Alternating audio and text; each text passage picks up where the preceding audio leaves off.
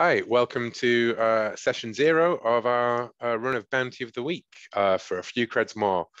I've been over our lines and veils and safety tools with our players here, and they have made some characters. We're just going to record the history moments, the making of the ship, and then we will lose our droid Bill, and we will go on to do our first session of the hunt, and we will return for the rest of this series. This is part of a Star Wars Saturdays / Sundays / nebulous time period, but it's part of the Gauntlet calendar, which I'm sure if you end up watching this, you can find much better explanations of it elsewhere. So there we go. Why don't we begin with introduce each of our hunters? If you could introduce yourself, I'll go from left to right, a very, very short description of your character. And then we will go back around again and put out a history option and see which players want to bite on that. And then we will do the ship after that, if that seems appropriate to everyone. So, Sabine, if you could lead us off, please. Yeah, I'm supposed to introduce my character now. I'm sorry. Yeah, no problem. Yeah, just a, the quick elevator pitch for your character. Yeah, elevator pitch for my character is I'm playing Quake. He, him. His clone number is CG5713. He is a clone trooper, an old clone trooper from back in the Clone Wars. He's been out and about as a bounty hunter, mercenary for a while. He's part of a group that calls itself the Unbound, and they are a part of the mercenary guild. They're also a part of the bounty hunters guild, and some people say very unclemently that they are nothing but a bunch of pirates, which they are not. They are more of kind of people like liberty of things and people and general, right? They are an interesting bunch, is how I've encountered them in the previous games. Thank you very much, Quake. And now we move on to Chet, please. Yes, I'm playing BLX-8, a BLX series labor droid, general purpose labor droid, but he goes by the nickname Bill. And as a general purpose labor droid, he mostly was moving things for people. That's what he spent most of his time doing. But then he was taken in as the assistant to some, let's say a scientist. I'm still fleshing this out. Some sort of someone who took a liking to him and stopped giving him memory wipes. So he built up some sort of personality over the years. But then he tumbled into a trash compactor and was buried under trash for some number of years. And in that time, his creator or his owner and him have fallen, have lost track of each other. And so now he's donned a fedora and a trench coat and is making his way through the galaxy, trying to find some sort of news of his creator's fate. Oh, nice. We'll circle back around to that, but that sounds like it could be an interesting drive to have, right? A good reason to become a bounty hunter is to find people. And then we move on to Anders. Yes, hello, I'm Anders, he, him. I'm playing Hela Vane, she, her, who is the expert. And I think as far as the backstory goes, she's like a tech prodigy, self-taught techie. Probably grew up on some fringe planet. And she kind of fell into bounty hunting by helping out on a ship somewhere or some other bounty hunter, and she kind of gradually got into it. She likes adventure and she likes money, and bounty hunting offers at least opportunities for both. So that's why she's here. I like that. I almost imagine her as being kind of like a member, like a paid member of a crew, and then was like, wait, if I'm licensed with the guild, I get a full share rather than just like... Yeah, exactly. Wow, nice. And then finally, we have Rich Rogers, Darth Rogers himself. Moff Rogers, Grand Moff Rogers, sorry. Moth Rogers. More like, hey, I'm Rich. I use the he, him pronouns. And for this series, I'm going to bring back a NPC that I played in Star Wars Saturday Special Edition as a PC, but in Will's one shot of Bounty of the Week, I quite enjoyed. Tags Earthburner, not her real name, because that's totally not a Twi'lek name. That's just what she goes by. That's her handle, Tags. Tags Earthburner is the scoundrel, and she's got a couple of cool moves. She's a crack pilot, and she has friends on the Force. So we'll play with what that means in the game. I just thought it was a neat thing. Her background on the Force that Tags has. Yeah. Well, there's some friends on the Force. I mean, there might be that one Keltrezek guy. I've heard he's Forcey. With the scoundrel, which was the crooked in Monster of the Week, I chose the background of pickpocket. It just seemed fun and interesting. And I think she's going to be our pilot, probably. I don't normally play the pilot, so I'm pretty excited about this. Nice. Thank you all very much. And now we will go back around, and we know that Tags looks at Quake as a hero, as exactly the kind of bounty that she aspires to be, not just because he's a veteran of the Clone Wars, but also because on a previous hunt, Tags saw Quake single-handedly take on a Elder Crate Dragon. Yes. A move that wasn't entirely successful for anyone who watches that, but which was definitely impressive. Yeah. It was entirely successful. It did what it meant to do. I didn't mean to stay that dragon. I just meant to discourage it from eating us, and I did that. So, true. With that in mind, Quake, would you like to choose one of your histories? And if there is one in particular that you think it would work for, or if you'd like to throw it out to the table and see who would most want it? I think I like the "you've been sent to deal with them" as a hazard to the Unbound policies one time. With Gila, maybe tell them how you resolve this. So there was maybe somebody who said this person is bad, go and take them out, and maybe I learned that they weren't that bad. I don't know. What do you think, Anders? Yeah, I can maybe I think Hela may have had a phase like between she was helping out on a ship and becoming a licensed bounty hunter. She was kind of doing unlicensed work, and someone wanted to she's stealing our jobs. She's not licensed. Go deal with it. So I don't know. I don't think the Unbound are too phased about licenses and stuff like that. Okay, maybe you work for someone who we knew was doing slave trade or trade in indentures or something, and then maybe you didn't even know. Maybe Something you're like... a techie on a Zagarian working with Black Sun or the slavers. You didn't know how deep you were in before. Yeah. She could have been hired by we got a job for you. Just go to this place. Like she didn't know what she was signing up for.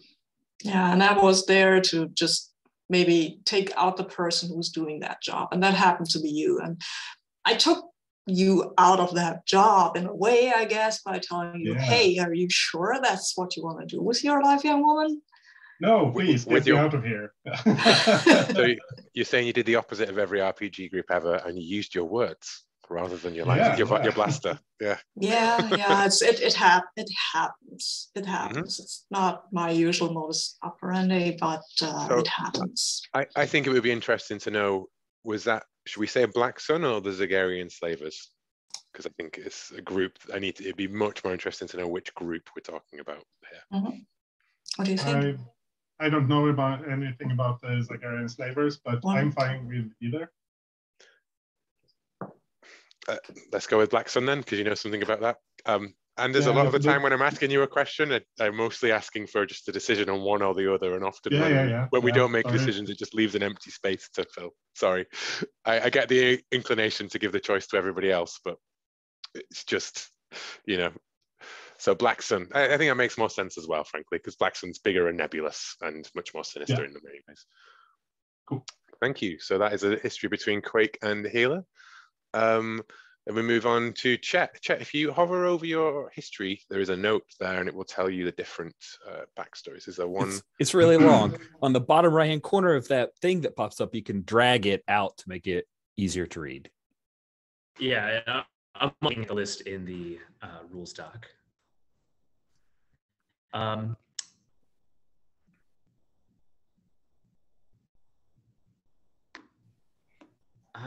Let's see. Would any of y'all have a reason to be searching through some trash, some sort of tech trash sort of thing that might have discovered me and uncovered me? Yeah, techie. Yeah, for sure. Absolutely. Then perhaps when you first discovered me, I think that you thought I was a rat and tried to kill me. Sorry, I didn't quite catch that. Your sound lagged a little bit. Oh, sorry. When Hilo, when you first uncovered me from this compacted trash, I think you thought that I was a threat and tried to destroy me. Ooh. Why are we now friends?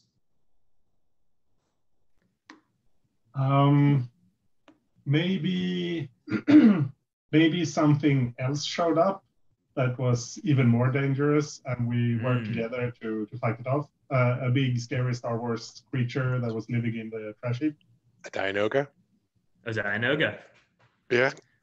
Fine. The Dianoga, the underwater eye stalk creature. Oh, yeah, absolutely. Perfect. I think that Bill, being a pretty strong labor droid, was able to wrest the tentacle that had ensnared you. I can imagine this scene entirely as Hayla's backing away from this red-eyed figure that's stepping through the trash, and then it reaches out and grabs a tentacle that's about to wrap around her neck, right? Perfect. Yeah, cool. Sweet. Okay, which brings us over to Healer. Healer, who now has a link with Quake and a link with Bill. But don't feel too limited, because I feel like we've got just enough already here, kind of, to establish a rough reason between people. So I looked through mine, and maybe if it works with someone, you were taught by the same master bounty hunter, ask them how it ended. Would that work for tags? I don't know your backstory enough to. I'm open to that. Yeah, we'll develop a new person who was our mentor on bounty hunting. That's interesting. Interesting. Otherwise, I have like these simple basic options. You save their life in a tight spot, or saving Tags' life is always good. She likes having her life saved. It's like on her top 5 favorite things. I mean, my immediate thing was, well, does that mean that maybe Hela served on the crew of Keltrazik, and Keltrazik is the one who got Tags into thingy, and then we have an NPC who could also then return as one of your friends on the Force, perhaps. I like it. And that way it's nice and flexible. That's cool. That's good. So yeah, Keltrazik is a bounty hunter turned rebel soldier, but he was quite a veteran before he left the Bounty Hunters Guild. So, like, yeah, you served with Keltrazik, who gave Tags their introduction to the guild as well.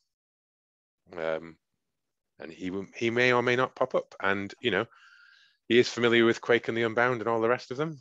And as I've said before, he's the protagonist of Star Wars Saturdays. He's one of the best protagonists of Star Wars. He's got his own wiki entry. He's Will's character, just yeah, he's my character. just for like 5 games or something, like a lot. He's been played a lot. My most long-running character. How his name is spelled can correct that. You pretty much got it. You're 1 L off. Oh, okay, cool. Yeah. I'll remove that one. Sorry. Nice. Which brings us back finally to tags throughout history, if there is one that you wish. And then after this, we're going to do the sort of microscope style of if there is one or you can pass. You know. Yeah, I've got one I wanted to offer up, Chet, to Bill. This hunter doesn't quite get it yet. You look out for them. Is that okay? Yeah, for sure. It felt like labor droid who's hunting bounties might be a thing where tag's like, oh, honey. Yes. Cool. It is not my fault. I do not understand organics. Nice. And then Sabine, is there another history that you would like to put out there? I don't think so, actually. I mean, I have history with tags. We don't need to qualify that. I think if I had to, I would be like, I've met tags on a mission and I want to look out for her because she seems, she seems nice. Yeah, we can just see that in play though, can't we? Yeah. It feels like it's right. That I don't need to quantify that. And I don't think I have a lot of relationship with Bill because he's a droid and I'm still a bit leery of droids, right? I mean, I'm not shooting every droid that I meet, but still, it's kind of a basic training thing that might get in the way a little. I think that's maybe a worth one putting in there, just as a free type one. You know, Okay. I'm a bit wary of Bill due to the Clone Wars, right? Like, yeah. Okay. And likewise with Bill, is there another history that you'd like to throw out there, or you can pass? Yeah. So there is one that is this hunter is still afraid of you. Work out with him why it is. Oh, perfect. I So don't reciprocal. know. Yeah. And that totally makes sense with the Clone Wars and the Separatist Army. Yeah. And then Anders? I have connections with everyone. I don't think I really need to complicate it further. No, but this is why I skip on the whole of like go around until everybody's got one thing that goes with each other person. It's like, it's too many by the end of it. And then Rich, finally. I mean, technically, the tags I both serve with Keltrezek does give me a tie to Hela. So, yeah, I think. If you want to add something more to that, I'm perfectly open. Oh, I was tempted with that picture of Hela. It's really cool, and I was like, maybe Tags is attracted to Hela, but yeah, she hasn't acted on it because she doesn't think that she deserves Hela yet. What do you think? Yeah, that could work. Or it could just be that Hela is maybe she may be attractive, but she's also kind of abrasive. So and she probably, I mean, okay. Tags is a flirt, if from you're what I looking remember. for a serious relationship, Hela's not the right person for it.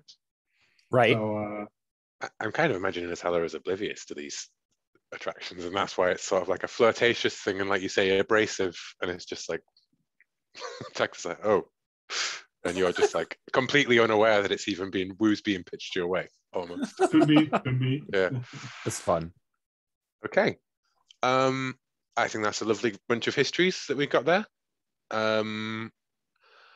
And then we can go to the ship. We will leave the naming for the end because it's the hardest part. Unless anyone, please feel free in the chat. We did this last time in the chat, and I thought it worked really well. Feel free to pitch ideas in the chat when we've gone. But the way that the ship works is it's mostly fictional positioning. We each choose a single option from upgrades and flaws. We keep going until there are a total of 2 upgrades and 3 flaws. We can take an additional upgrade for an additional flaw.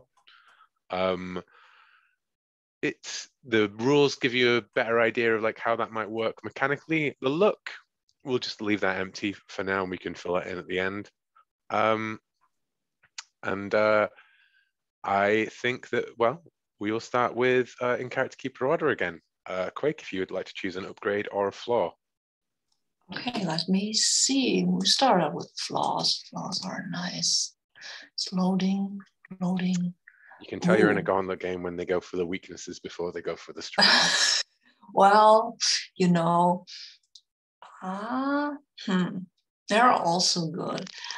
I think I want this.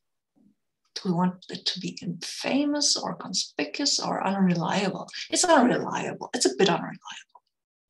Yeah, Reliable. Mhm. I think that makes it Hella's fault.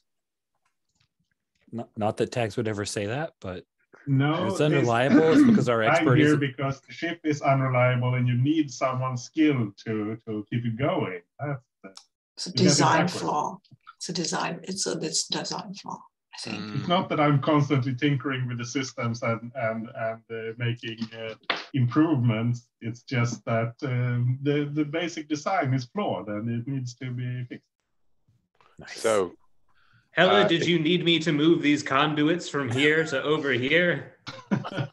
Yes, please, and cross couple those two. They're the wrong way around. Life support is compromised. Affirmative. nice.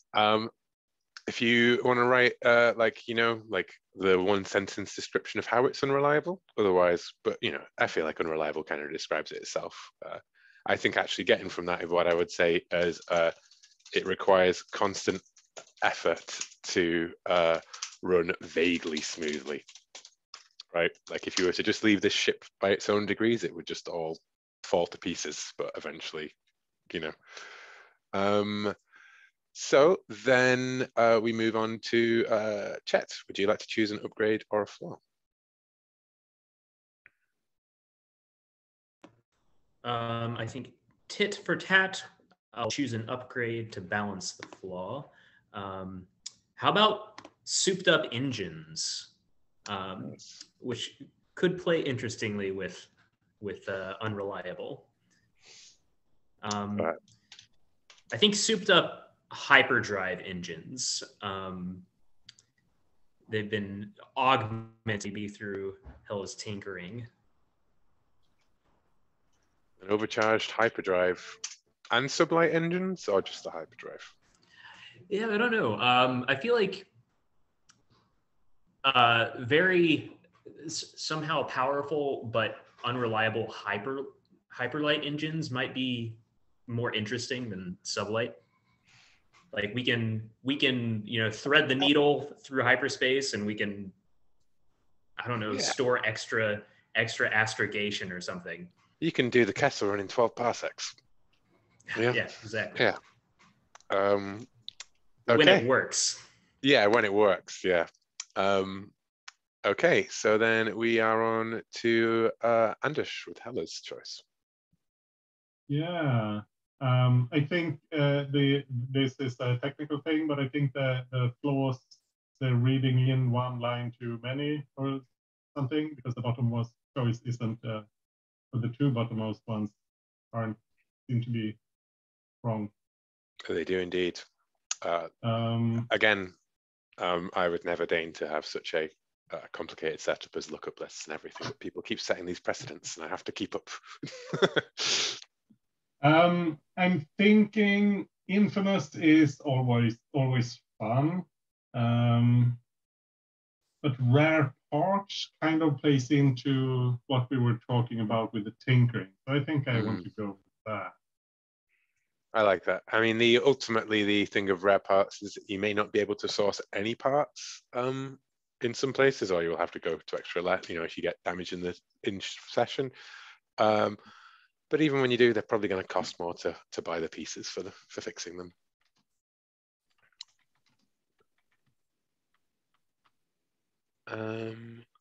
I like that.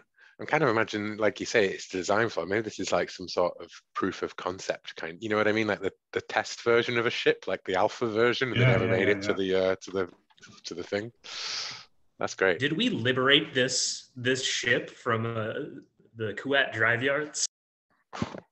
Well, that might be someone chooses the flaw of infamous it could be stolen from Q Drive.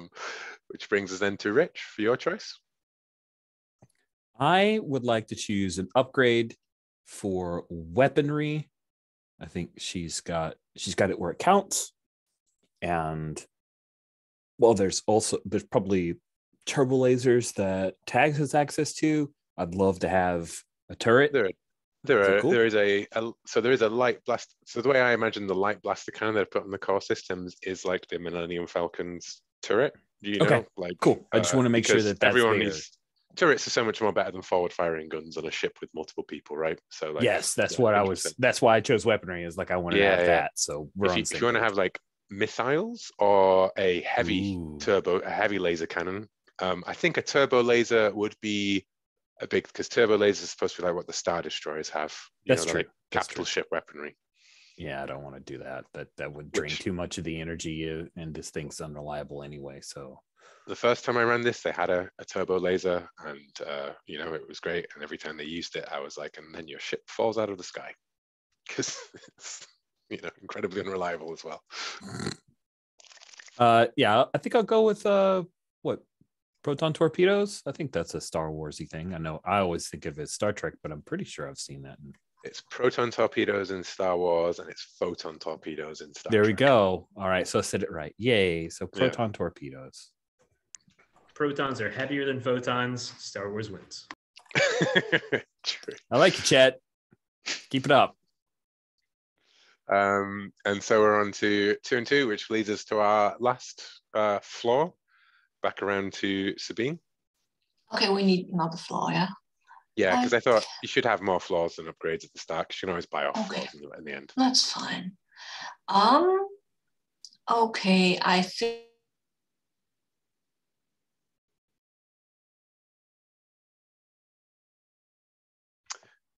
this thing might be memory.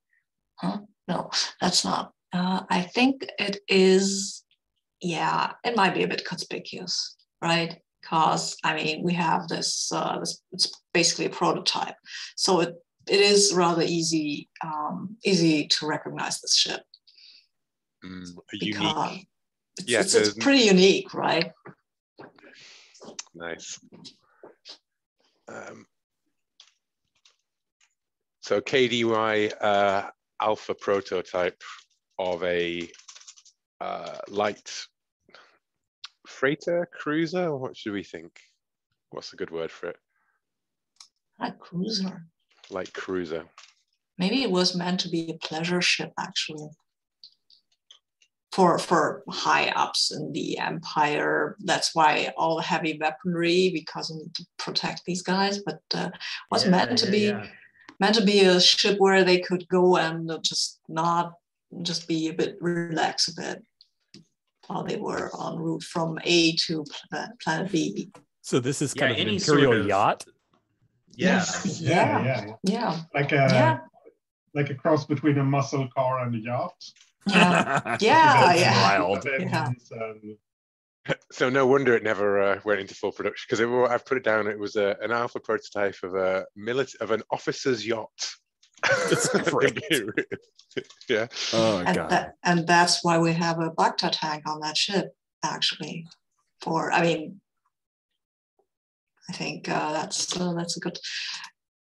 Yeah. Nice. And it has an escape. And yeah, I'm imagining that, however fictionally right, is that I think the armory may have been what Hayla brought onto it, right? Or the stuff that she scavenged over the years into the ship. But I like the idea of the escape pod in the infirmary. I think, just to think out loud, I think I need to come up with some way of smoothing over the difference between the expert stuff and the ship's stuff. But getting bogged down in the details there. Cool. Let me just add those there. Pop out. Yes. Well, I think we were going to call our end now. So thank you for coming along, chat. We'll go for everything. I'll give you a brief summary. The video will be up, and I look forward to playing with you in the next session. Okay. Fantastic. Nice meeting you. All at some point. Nice meeting you, chat. See you, chat. Bye. Bye. Cool. So should we take our first let's do that. 5-minute break? Oh, just before we finish, does anyone want to add another upgrade in a floor? Nope. I'm good. And like my first group, it was like, we want all the upgrades and all the flaws. Yes, cool. Okay. We'll settle the question of the name as well when we come back in 5 minutes. Is that enough for people, or do you want 10? 5? 5's fine for me. That's 5. fine. 5. Start. So the idea is then that the ship, still yet to decide upon a perfect name, was sold off by Q at Drive Yards on the cheap. I think the question is was it bought like by the group of you looking to like all in on a ship, or did one of you in particular buy it and then recruit the others for the crew? I have an idea. Yeah. I'll put it out. Maybe it's a ship that's owned by the Unbound, or it has been liberated by the Unbound from somewhere, and now we use it, but it's not precisely ours. We are accountable for it, and if we destroy it, the Unbound might say, "Hey, you destroyed our ship. Get us a new one, please." Something like that. It's an Unbound lease. It's a lease hire from the Unbound. Yeah. Yeah. That works. That works. Mm-hmm. Cool. Lease hired from the Unbound. What was the name of Zyra's uncle that she stole her ship from? Yeah, it was something tough. Rich, do you remember? I'm kind of imagining that. I'll find it in 2 minutes. When Zyra steals the Gundark, he goes and buys another ship to make Den's meat, and then he's like, "Oh, this piece of poodoo, like, it's not going to fly this. Here, Quake, you need a ship? I'll let you have this one for cheap, you know?" Okay. Yeah. Yeah, sure. I mean, fine. Just because my vague memory of a Titaf was more that he was just to define that someone within the Unbound has multiple ships that they hire out to other members of that they lease out to the members of the Unbound. Like, and like you say, if it gets destroyed, well, not getting your deposit back. Cool. Now that just needs a name. Then so far we've got the Razor Crest. As you can see in the suggestions, it's a great name for a ship. I agree with you. Yeah. Sorry, that was me brain farting. In like 4 years' time or whatever in the setting, it's going to get destroyed. So don't get too attached to it.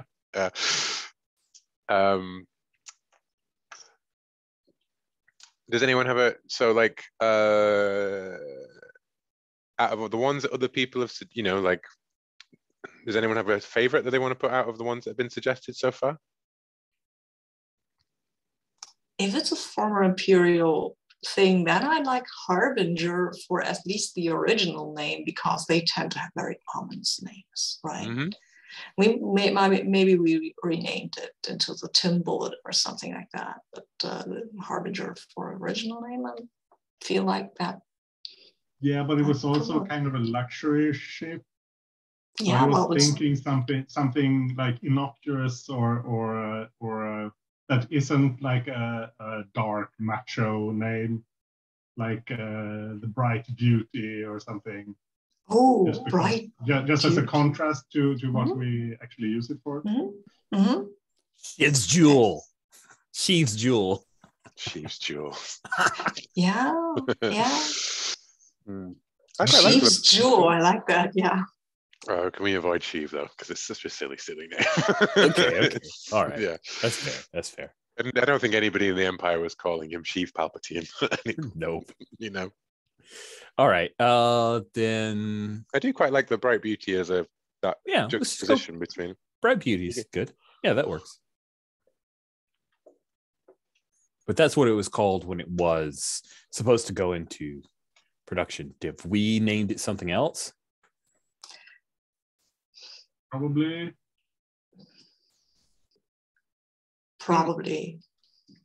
Personally, my feeling is that if you named it something else, then I wouldn't have even asked what the original name was, frankly. You know what I mean? Fair. Like, all right, which one's going to be relevant to anything? She's if you want to. because otherwise we're just going to go through this exact same process again. Yeah, I know. You're right. So we're constantly working on a new name because the Bright Beauty is. Yeah. We can't agree on what it should be called. Yeah. And I know that that out of character, that's probably not the same thing, but I'm imagining that as soon as the question of renaming the ship, Quake goes like, no, I'm not getting in another Gundark situation again. I mean, no, stop. The Gundark situation, that was Syra. And No, that's what I'm saying. That's what I'm saying. Quake. But Syra took the idea from Quake. So Quake is totally fine with renaming it the Bright Fruity and the Bright Duty and the Might Hootie or whatever, right? So yeah, I also I do like the idea of someone in Star Wars going, we got to get back to the beauty. Oh God, it's the beauty's coming, you know? Like striking fear into scum and villainy across the galaxy is the Bright Beauty. It's a bit Cowboy Bebop, even when I think about it. But, yeah. Cool.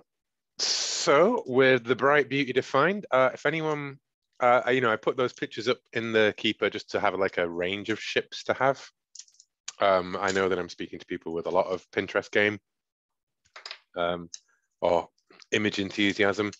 If anyone finds a particular image of a particular ship that they would like to put it in there, then I'm sure that you can just throw it up and then we will just see if everyone's okay with it. But, that can take place whenever people are multitasking rather than perhaps occupy our waking moments at this moment. Of the pictures you've thrown out there, I think the bottom left one is the only one that to me looks like it could be a yacht. Mm-hmm. The rest of them look very hardy or battle oriented. Yeah.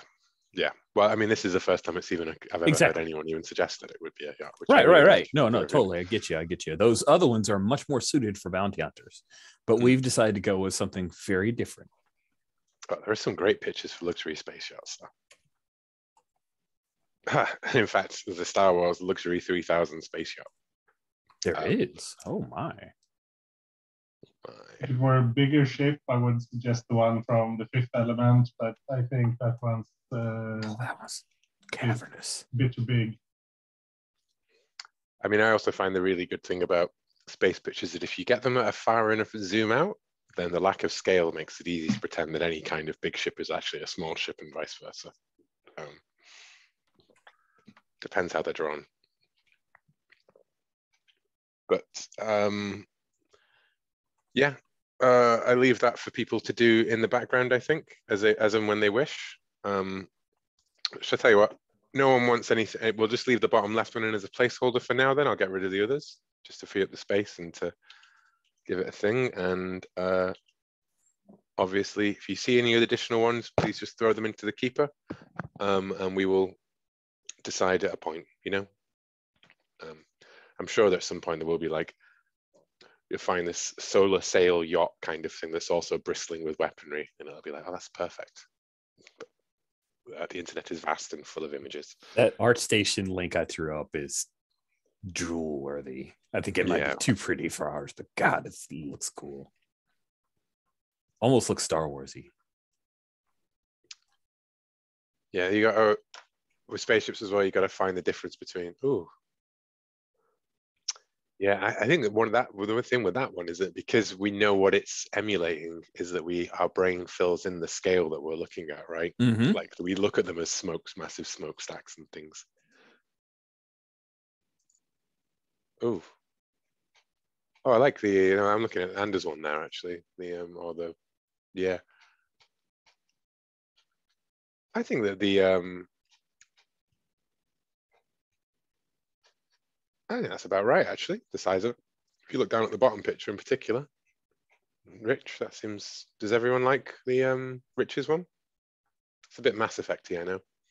It's a bit Mass Effect-y. It's also a bit. Oh, what's that one? Space Star Citizen or whatever. It feels a little Star Citizen-y to me, but I also. Yeah, doesn't suggest Bright Beauty to me though. Okay. I mean, it's fine. We can go with that, but let me figure out if I can put that in. Come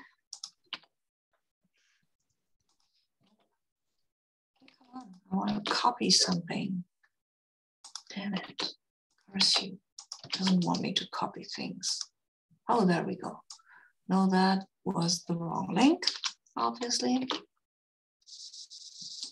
Sometimes it copies odd stuff when I want to copy a link. Is that a good? Yeah, that's good. That link is good. There we go. Try this one.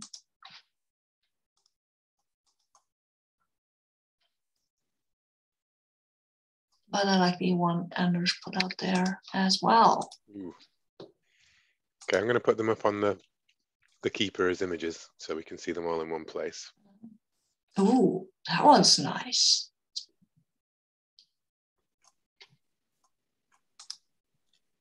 I think Anders' last one is maybe a little too big, perhaps. It's those smokestacks, man. I swear every time I see them, I'm like, oh, it's got to be bloody huge, you know? Yeah, that's the problem. And they're accurate with how big the ship is in the fiction there. So it's...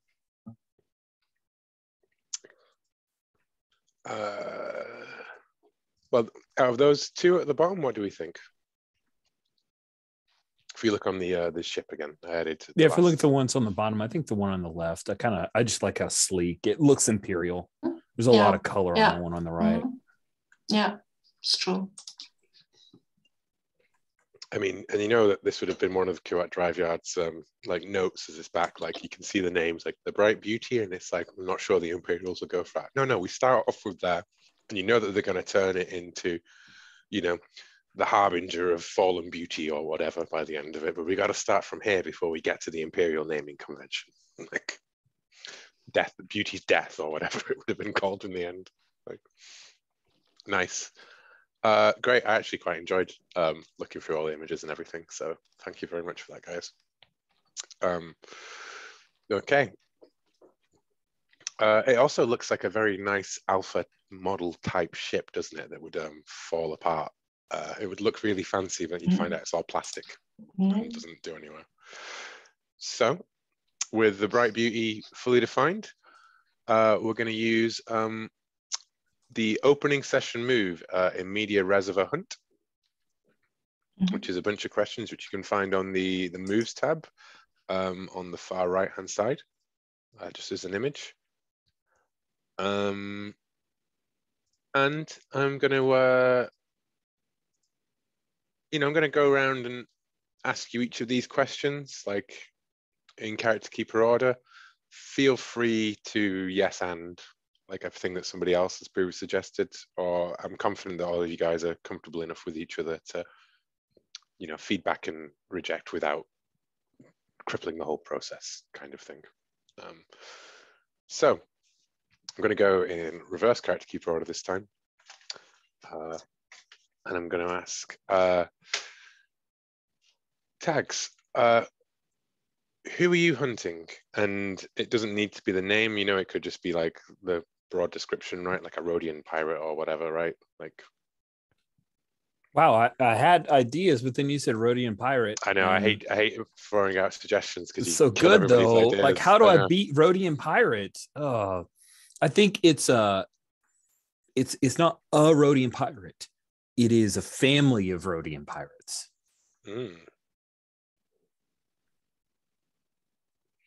Family of Rhodian pirates. Nice. Okay.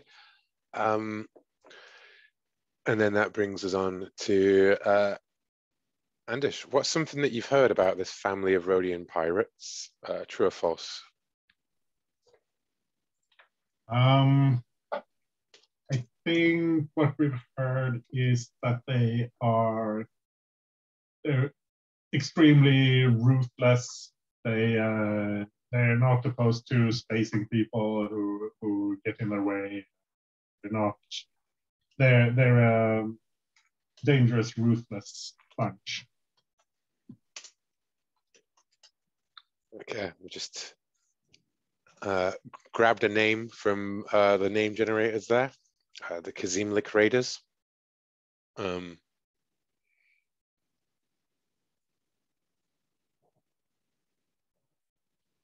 Well, you know what? Why don't we call them the Kazimlik clan, even because we've already. Oh, Beaker. Beaker, hi. Hello. They're extremely ruthless. Okay. And then Sabine, is this a high payment, a medium, or a low payment? And I think your description there for me will essentially define just how serious they are as a threat. You know what I mean? Yeah, I mean, it's an entire clan, right? We're supposed to get, I think it's, if we just, it's a sliding scale. If we bring in the one guy that, I mean, there are, clearly there are leaders. If we bring in just some low level guy, they can ask questions and offer to bribe. That would be a lower thing. But if we can get one of the leaders or higher ups, then that gets a lot more money for us. But we can also do the pedestrian low income and just grab a pirate and say, hey, these guys want to talk to you. Okay, so we could just go for one of the leaders and say, hey, but that would be a high payment job then. So we're looking at a low payment for just a member, and then a high payment for a leader, right? Depending on who you bring in from the Kazimnik clan. You get a higher payment. And so what I'm going to say for that is it's only a bounty of 2 for the lower members. And it's a bounty of 4 for the higher ones. But if you bring in both the whole group, then I think you're looking at a bounty of 6 altogether for them. It doesn't stack, you know, just because of the economy of the game. Like you can't bring in 10 lower ones and get 20 credits. I do have one in mind for one where it's just like a catch-them-all sort of hunt, but I'd need to really think about the money for that one. Because also, just to clarify, the way that I'm doing the money is that you each get that money. It's not split between your crew. That way I don't have to think about multiples when someone misses a session or whatever, right? Like I can just carry on. Okay. I like that. That's a good answer I'm going to be using.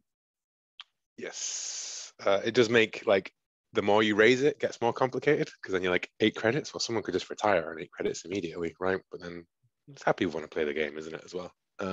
It is not red markets as much as I'm stealing from red markets. Anyway, Beaker. You have a ship's dog named Beaker now, and he's adorable.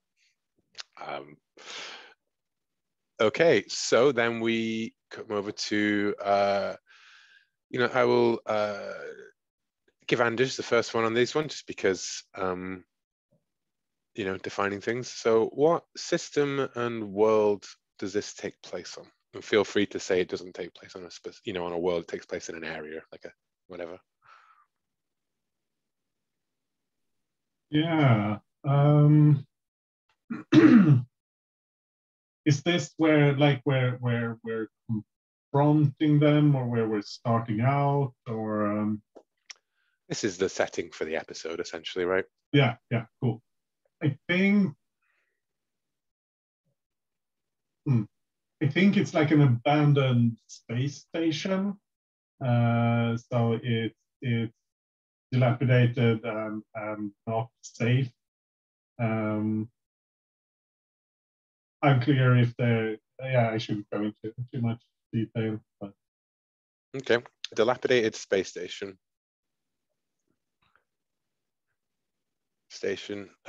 Former mining, dried up trade hub. What do you think? Are we post Jedi, or we're post Return of the Jedi? Yeah, we're like a couple years into the post Return of the Jedi thing. We're about 3 years away from the Mandalorian, I think. Yeah, cool. So I figure maybe it was like an Imperial beacon thing that got raided, and then it's just been left there because nobody needs an Imperial beacon. Nice. Former like Imperial resupply like station kind of thing. You pop in there on your way to other places, but that's actually a really good place for a bunch of pirates to hang out. Yeah, cool. So then I'm going to turn to Rich to ask, you know, this system, is there anything here but this station, this derelict station? It's a really interesting question. Is there anything besides this derelict station?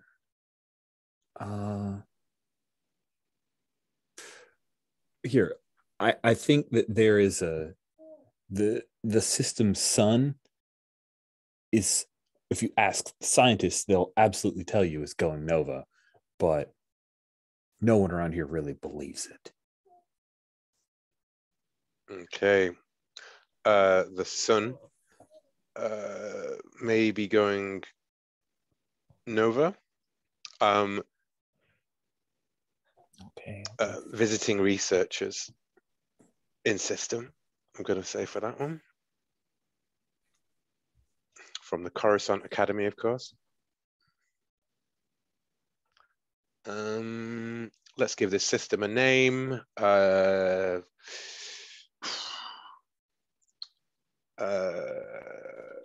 Drexel. Cool. Drexel. Okay, so it is what system? What are the policies about bounty hunting? Who do you know that might think? Well, along those lines, Sabine, is there anyone here who might make things who is in this sector, the system, who might make things interesting if they cross your path while you're hunting this bounty? Yeah, I think there has to be some sort of crime syndicate that actually has to deal with these pirates, and maybe we don't know if they're friendly or not, but they could make that interesting. I don't know if we want to go Black Sun or if we want to take one of the hot cartels. I think it would be make sense to do Black Sun, given your histories with Black Sun. Do Black Sun use the system as a smuggling route? Use the system as well. Okay, and then I will, because I haven't asked you a first question on any of these so far, Sabine, I will ask you, where is your bounty currently within this setup? I think, this is an entire clan of star bounties, so I think they're partly on the station and partly on their ships, right? Yeah. So I guess I'll ask you, where is the high-ranking member? Where is the matriarch of the clan, Mama Kimslick? No. I think Mama Kimslick resides on that derelict station in the part that is not so derelict anymore. So Mama Kimslick is on the derelict station, the derelict station, which I am going to call... I was going to call it Maginot, but I was like, that literally only makes sense in Earth, references to, doomed French military endeavors. Bastion 65, let's say, was the name of it. Part of a doomed imperial effort to keep its fleets, fueled and resupplied as they patrolled the Outer Rim. Safe and ensconced, which I feel means that they're, then we have Mama Kimslick, and we've got Junior, like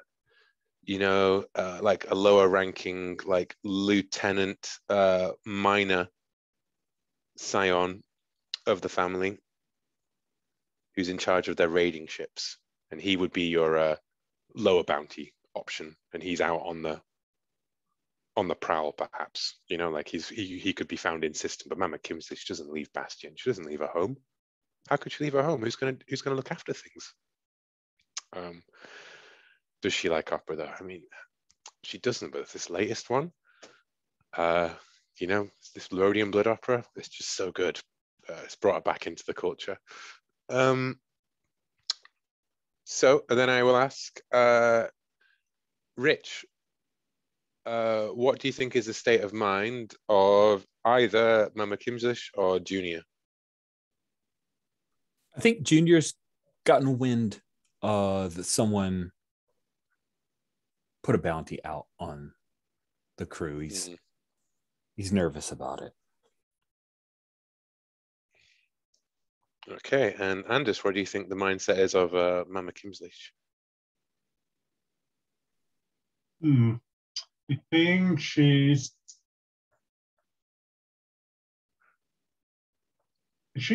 think I think she's feeling pretty good at the moment. I think they recently brought in like a big haul, and she's counting her profits and doting on her various family members / underlings, like giving out favors and that sort of thing. Yeah, very like kind of like, oh, we will always be, like we'll always be this great. This is how wonderful life is, kind of thing. Yeah. I can't remember what there's like a phrase for it over here that I only ever heard during the Brexit things about how like it will always be wonderful tomorrow, forever forwards, and how you just luxuriate in the idea that nothing will ever go wrong. But yeah, okay, celebrating her haul, perfect. Which then leaves me for back to Sabine. I'd love to know, what was your lead on the clan?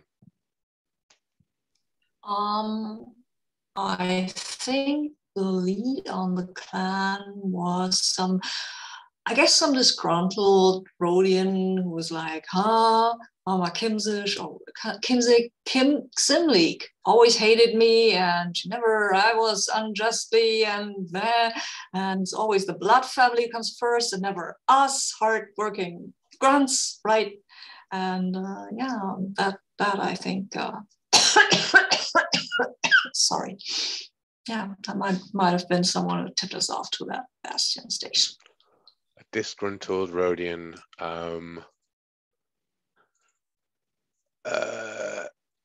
Vrant Mavia. Does that work? Yeah. Yeah. Mm-hmm. I always just look at the names and then I try and find one that doesn't complicate the previous names that I've said, and can also be done. And I'm starting to, but I'm going to pronounce Kazimleek is how I'm going to start pronouncing them now, because I know I've gone between that. But Kazimleek, cool.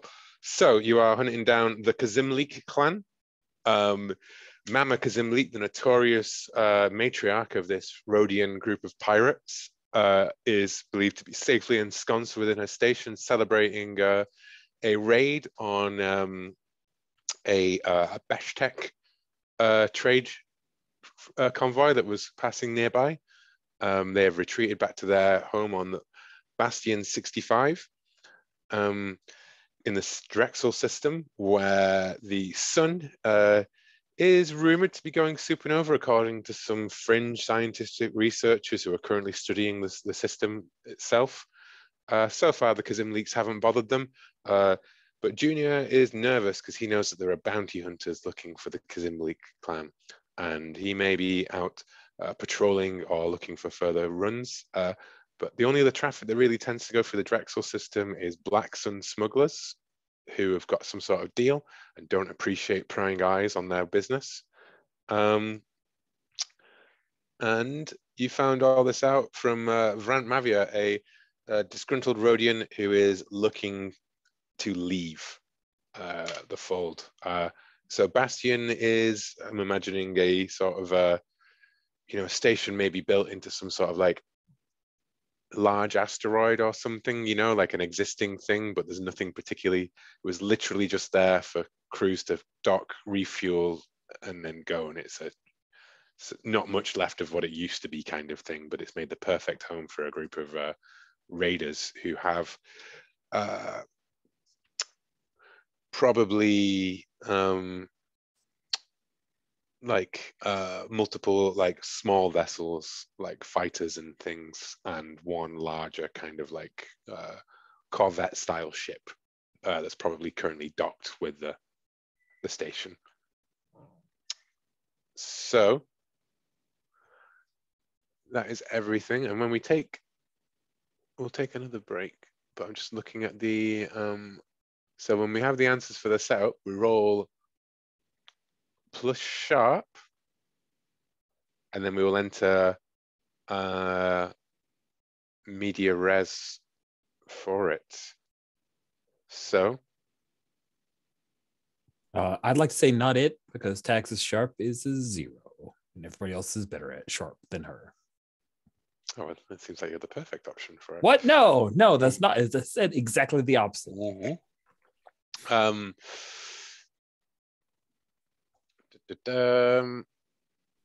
Well, I have the highest sharp, but And also you're the new one, you should roll, because then we can blame you if the things go sideways. Yeah.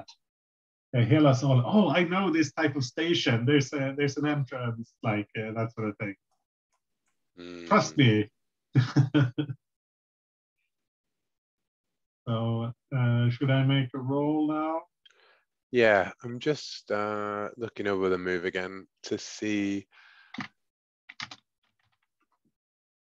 Yeah, so basically on a 10 plus, it'll be that they feel that they've got, so they're complete. You almost, you're going to take them by. They don't know that you're coming. They feel safe and comfortable. They haven't made any preparation for you. On a 7 to 9, they know that they're coming for you, but they probably don't know specifically what your plan of approach is.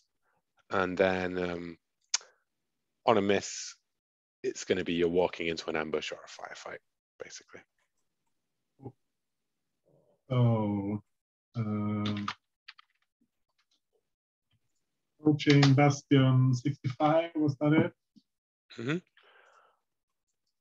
So Bastion 65. Oh, and I have all these things written down. If we're not playing with Stephen, otherwise this entire character keeper would be already populated with them. But if anyone has a nasty Rodian pitch or anything they want to show into the keeper, feel free, because that's what I'll be doing in between our next break, is filling some stuff in there. Well, I made a terrible roll. I rolled a 6 with my +2. So. Ooh, a 6. Wow. That's awesome. I can't believe they blocked up the exhaust port. That's so crazy. If we were taking that, mark an XP. Oh, cool. Then it was all worth it. I don't care. So I'm imagining this as you brought in the beauty, right? Because you said that you knew the way in through the station, like you knew a back route in, and so we'll go with that as the plan that you were acting on, right? And I kind of imagine in this like The Rock, the Michael Bay movie where they come in through the showers and then they get out into the shower room and then they're just surrounded by goons. Yes. And of course, back on the ship, Bill, who's brought you in and is minding the ship as you go into the stuff. The voice comes over the comms. I think that the Corvette appears to be powering up its.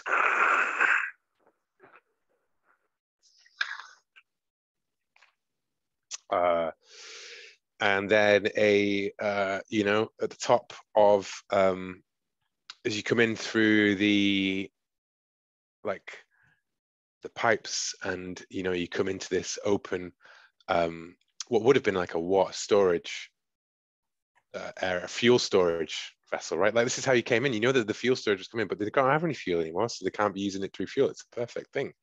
You're coming up through there and there's all the dangling pipes and nozzles and things like that and Star Wars-y things hanging over it and all the stripped out stuff and then all the lights flood on and you can see these Rodians in tattered gear all in firing positions above you and this wheezy little one with really with like mottled bad like flaking scales You recognize Junior, so-called because of his terrible Rhodian acne. Echo's like, "Buta chituta," but we will not do the thing anyone really says. You know, I heard there were some hunters, but I didn't think they'd be coming for our toilets.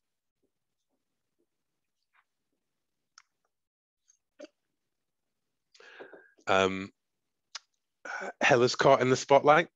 Quake. Imagine Hella's caught like tinkering with the panel, right? Like to try and get through to the door. Like the hatch the maintenance hatch that this is opened up to, and they're kind of like stood around the very top along this gantry. Quake, what do you do as these? I think you've got at least 5 or 6 Rhodian pirate scum pointing blasters at you. I think I'll leave the talking to Tags because she's a lot better at it than me.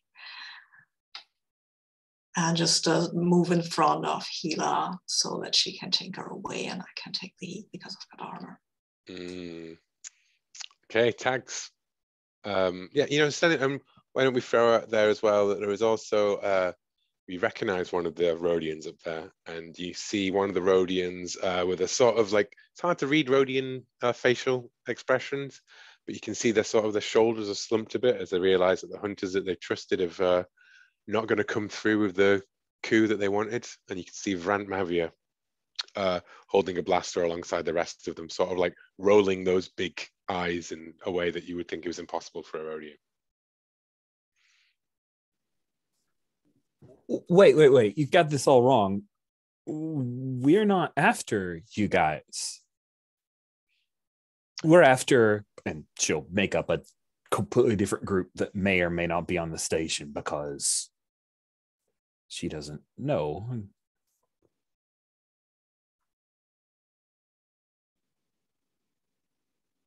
Yeah, we're after. There's a Black Sun team here that we're after, not you guys. We like you guys. Some of my best friends are Rhodians. They look among each other and they go,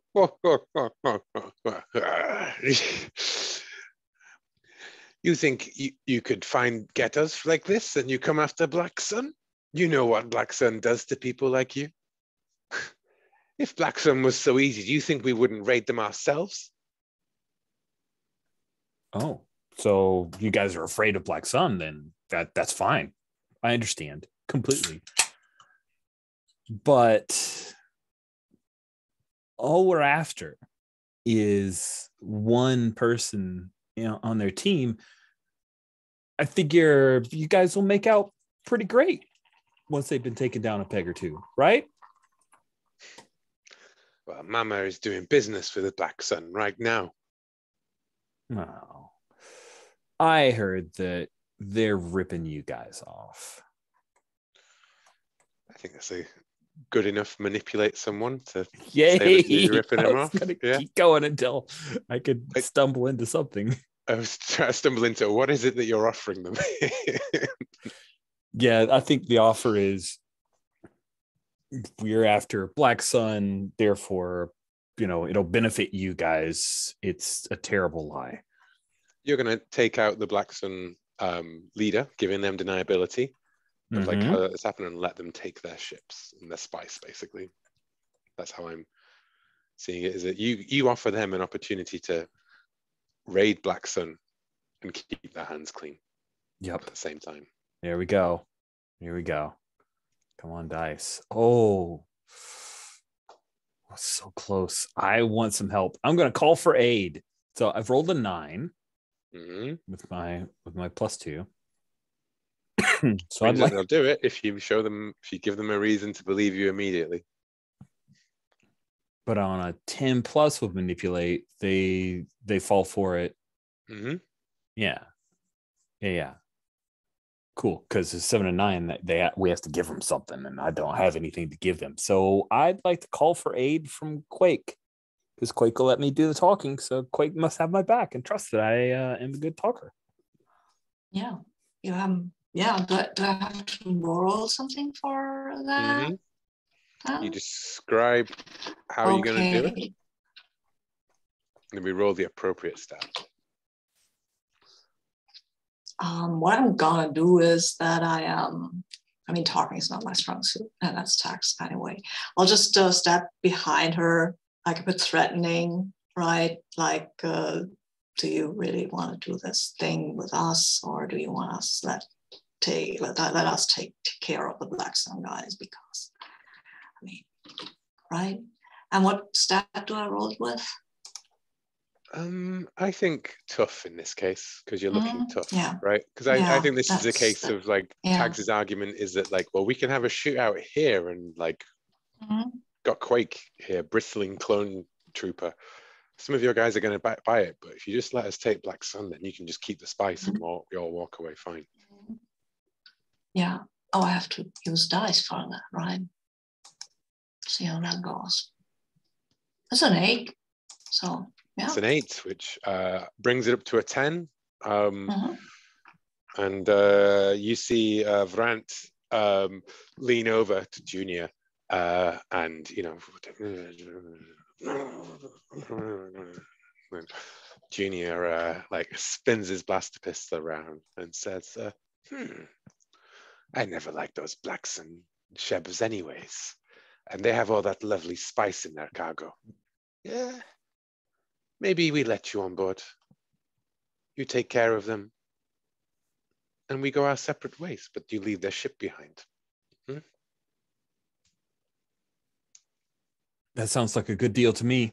She looks to Hela and Quake as if checking in, and then says, yes, we have an accord. Well, and he gestures at Vrant. Show them in. I'm going to make sure that none of this comes back on us. I need to make those scientists out there. We may do a light raid on them. We'll have perfect deniability that it wasn't us who took down Black Sun. So Junior is going to head off to his ship, and he's going to head out into the system to raid the researchers, taking him out of the equation, but leaving you on the station with Vran as your sort of escort with a couple of Rhodians, and they're going to take you through into Bastion itself proper, where somebody from Black Sun is having a meeting with Mama, who has also always wanted to get rid of Black Sun, but has never seen the perfect opportunity to do so. And so for Black Sun, we're gonna say, I'm gonna have a quick look at my Pinterest board and choose a, Afghar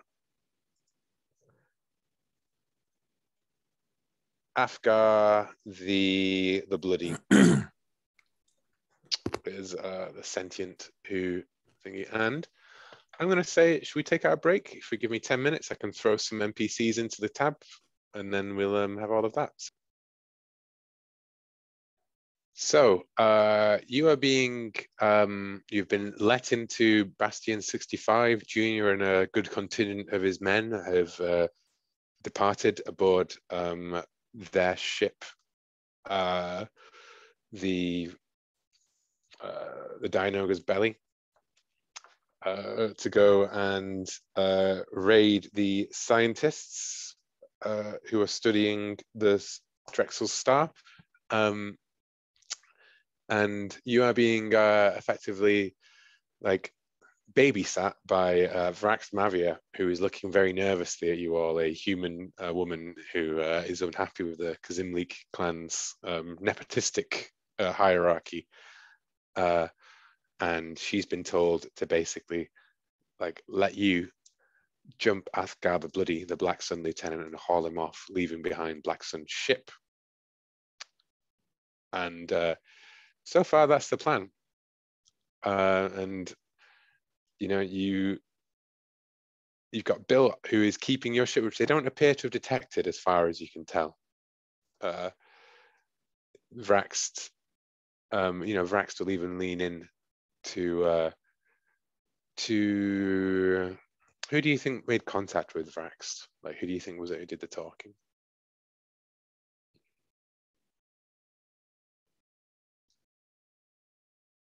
I'd go with Tags myself, personally. Scoundrel, okay. etc. Yeah. It's gonna He says, Griff, I thought we were going to have to shoot all of you. I thought you were going to have to try to shoot us too. That was close. Do or do not, Tex, okay? You're cute. You're cute. Yeah, but how are you going to do this? I mean... Oh, we're not going to do it. We're not after any Black Sun. Why would we even bother with that? Well, that means that we've got to deal with Black Sun. I mean... No, we're not going to deal with the Black Sun. We're just going to find a way to go do the thing we're here to do, which makes you happy. It's a win-win. It's fine. We just need to get on the ship. How is it that they got wind of us coming and you didn't give us a heads up? Come on. I didn't know you were... They knew you were coming, okay? Oh, but you were here. I was here, yeah, and I didn't know anything about it. They called me, I was working on the ship. And then they told me that I had to come down to the fueling bay with a gun. Something about your drive signature, they said on the way out, like Junior was saying, like said that he's, it sticks out like a sore thumb. Oh. That, no one's ever seen anything. I wouldn't call like it a sore thumb. I'd call it a beautiful thumb, really. But okay. Yeah, well, whatever it is, they can't. It seems like whoever's on that ship still's powered it down. They don't know that it's out there, but they saw you coming. I look over to that it's out there, right? We didn't come in here we didn't walk here. So no, but I managed to convince Junior that you must have been dropped off and left behind. Oh, good thinking. Okay, I like you again. Okay, well, I don't like you. Oh, that hurts. Why? We're very okay, we should get focused on the work. As the Rhodian pirates start to look at Vrax as she's talking to you all, and she goes like, yeah, bounty hunter scum. You're only alive for as long as you're useful to us, okay? Keep moving. Move along. Gestures with a blaster. And I suppose the question is now, how do we see so Mama and Athgar the Bloody are talking inside of what used to be the old boardroom. It's finally appointed. You can see the station is filled with pirates who are drinking their stolen Eldoranian brandy from this Beshtek cruiser. All this finery and spoils. Very few of them seem to be in a battle-ready state. You get glowering looks and sort of posturing from them as they go past. You're massively outnumbered here inside the ship. And Bill is currently sat inside the Beauty with all of its power down, attached to the outside of Bastion on the aft end, on the waist end of it, wondering what cut off from communication with you. And Varax is about to march you straight into that room with Mama, and then just say, she's like, well, Junior told me to just walk in and tell her that, that it was time for the Rhodian handshake, and she knew she'd know what it meant. And then I was supposed to just let you guys do your thing. How many people are in there besides her? I mean, there's just her and Athgar, but I hear Athgar knows Teras Kasi. What? Who's Teras Kasi? You don't know Teras Kasi? What, deadly martial art. Oh, no, I don't know that. That sounds good though. Cool name. I hear he's killed people with. I hear he killed a Rancor with his bare hands. Wow. We should totally not try to kill him, because he'll probably kill us first. We should totally try to take him out, take Mama out, stuff Mama into his apparel, and then drag them out. That's what we should do. Okay. Tag's remembering Quake fighting a crate dragon gives her a little bit of confidence here. I mean, this is going to be not easy, but and we need to stop Mama, and because she's worth more alive than dead. Pella, how are you feeling about this plan? Do you have any Thing you'd like to throw in here? Please do. If you think we can get through this, I'm all for it. Just go in there, take them out, grab her, get the hell out of here. Don't see what else we can do. We're getting hand delivered to the prime target. This is great. And actually, I think that like you've been left in like a sort of a room, you know, like while they sort of double check everything and clear the way kind of stuff, and they're going to come back and bring you in. So you've had a bit of moment to sort of prepare. And as you're going back through, you can hear coming in over the station comms, this is Professor Saya Tegas of the Coruscant Academy. They came from nowhere. They're coming. It's the Raiders. Oh God, no. Oh, Force, no. Is there anyone out there who can help us? Help us. You're our only hope. And you hear the pirates going as they throw together credits in their hands, you know. Once we have Mama, maybe we can leverage that to get Junior as well. Can try to blow Junior out of sky later, but let's try to get Mama first, because the odds, I don't know, they're maybe not that good. So to me, it seems like the plan is that you're going to take this, and you are going to be, the fictional position is not such that they are leaving you to do this entirely on your own, right? Like they are going to be, Mama's going to be in there. Bunch, your sympathetic Vrax is going to come with you, but then there are also going to be some Rhodian, some Kazim Leak loyalists in attendance as well. Like only a handful with you in the room, just to keep an eye on you. But then, of course, the station is filled with them. And there is just Athgar the Bloody, and the rest of his men are all on board the docked ship filled with spice in the hangar bay. This is so dangerous. I love it. Mm-hmm. But luckily, you didn't have to give up all of your weapons due to getting the 10+ on the manipulate someone. So they are going to just step back and enjoy the show as you're going to take down. Apparently, you're going to take down this notoriously deadly Black Sun assassin / smuggler single-handedly. Well, 3 of you handedly. So I think that at this point that we're in the enough of moving parts to be on to make a plan, right?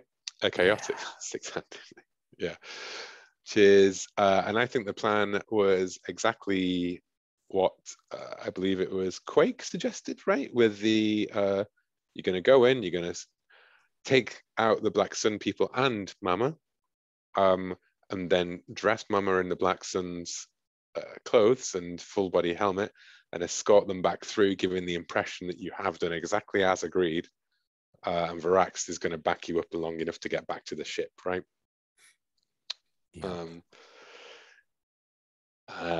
Which I think is a plan about being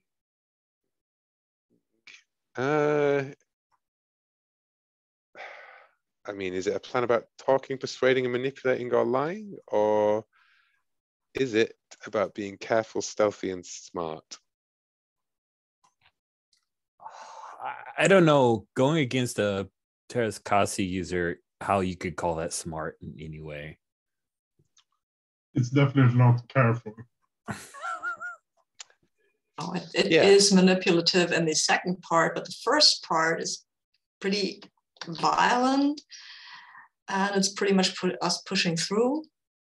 But that's true, because this plan has two very different two parts. phases, two very different aspects of it. I think that it actually, it's going to be in the middle of the plan in decent shape, and the middle of the plan is the is taking out people in a small room, very dangerous situation that you've walked yourself into, and you've only escalated it by going in there. So I think it is a tough one, actually, right? And the middle of the plan is going to be the confrontation in the room, and then we'll have the second part of the plan. Yeah, it's 2 plans, isn't it, entirely? So yeah. Okay. So Quake, if you'd like to roll plus tough. Yeah. And is that something I can ask aid for on if it doesn't work out that well. You can always ask for aid after the fact, right? Okay. Yeah, I'm not Can you sure ask for whether aid on Make a Plan? What do you think I- about that, Will? I would rule that you can't use aid on Make a Plan because it already encompasses like a group of you doing We should it. add that in just to make it clear. Yeah. Mhm. It's +1 is the plan supported by plenty of resources and people. Mhm. I actually don't think that you are because your resources are what you've got on you. And Yep. the people is no one's doing this in good faith. I agree. We do not have help. I don't think you're particularly basing it on accurate current information either. I think that there is significant opposition that would interfere with the plan, a lot of it, but there is no dissent about what plan to follow. So it's a -1 to whatever you would have normally. If what she told us is accurate, that there are these people in there, then, but if it's not, then it's the disposition of everybody and all. There's too many unknowns. This is effectively an uncontrolled situation. Yeah. Okay, so I'm rolling flat, basically. Cool. Let's go ahead and do that. I've got a 4. That is not great. Okay. Do I get an XP? You do get an XP. Nice. Well. You find yourselves in over your head or under fire as your plan falls apart. You stride into the room. Askar the Bloody, is standing with a vibro sword, sheathed on the table, like ceremonial, like ribbon around it to represent that he doesn't mean any harm here or whatever. And then Vrax says, to Mama, stands up tall and says, "What? I told you not to disturb me while I'm talking to our honored guest." And Vrax says, "Junior said it was time for the Rhodian handshake," and looks at you three. And then Mama goes, "What? Oh, that stupid spawnling. Always getting ideas too big for his head." And Askar's like, and then points one finger towards Vane and says, You owe us. You never finished the job we had you for. Black Sun remembers." And then Mama goes, "Wait, you know these people?" Pulls out a blaster from under the table, and Askar goes, "You brought them?" And then, we're in the middle of a thing as he stabs one of the Rhodians through the chest. Blaster bolts erupt everywhere. You guys are now in the middle of a firefight inside of this room while Vrax just goes fleeing down the corridor, and you can hear calls for reinforcements. Damn. Yes. So, Hella, what do you do as Askar comes leaping over the table towards you, vibro sword, flicking through the air?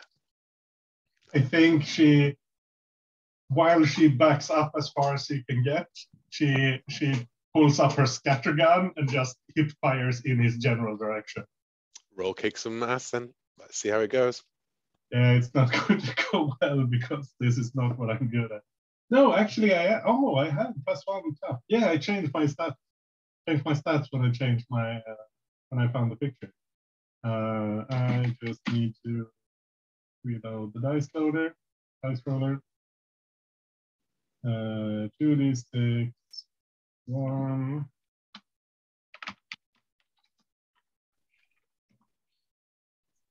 That's an 8. That's an 8. So you exchange harm.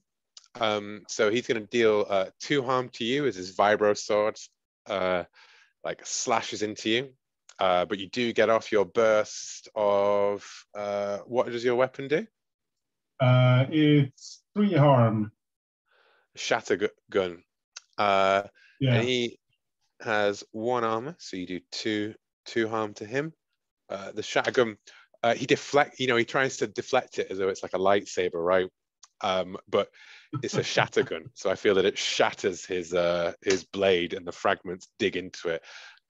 Is he tumbles and rolls under the table, and then he just comes straight back out with this sort of flying spin kick that knocks you back, and he slams that broken sword straight into your arm. sending the gun flying out of your hands, I'm afraid. It's easily findable, but it won't be available for like your next, movement kind of thing. Yeah. So do I deduct my armor, or does he have AP with the vibro sword or something? He does not have AP, so if you have armor, you only take 1 harm. And then Mama is firing blaster bolts. Athgar has dodged underneath. The Rhodians are confused. They've got their guns turned on you. Tags, what do you do? It's right, right gun from Mama. Plop, plop, plop. She's got her set the stun. It's her stunner, and she's going to take this one alive because it's an extra credit. It's totally worth it. Cool. First shot, boom, overhead, demolishes like the light fitting, right? Mama rolls behind the thing, and now you two are doing the sort of like shoot behind, poking your heads out from behind the table. That sounds awesome. Cool. I'm gonna, I guess there'll be kick some ass. Kick some shebs, yeah. Some ass even. Need to not use the old name that we gave it. I know. I think that's flat for me. Let me double check. Pretty sure it is. Oh my, here we go. Hey, that's a 10. Oh my goodness. I'm What good extra at this, effect do you guys. take on that?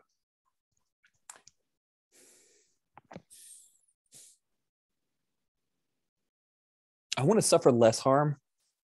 Less harm. Yeah. That's a good call, because she has a pair of heavy blaster pistols that she's like, it's just obliterating the table, right? Would have dealt 4 harm to you, but instead it'll only do 2. Okay. With it doing 2, I have 1 armor, or did you already count out the armor? No. You take out. Okay, so I'm taking 1 harm. Awesome. Yeah. That's awesome. I'm gonna try not to, during this run, do the I deduct your armor. I'm going to try and just give you the flat one. I got Sounds great used to that habit because I have a lot of players in my real life games who don't read their own character sheets. So, but yeah, you do. Yeah.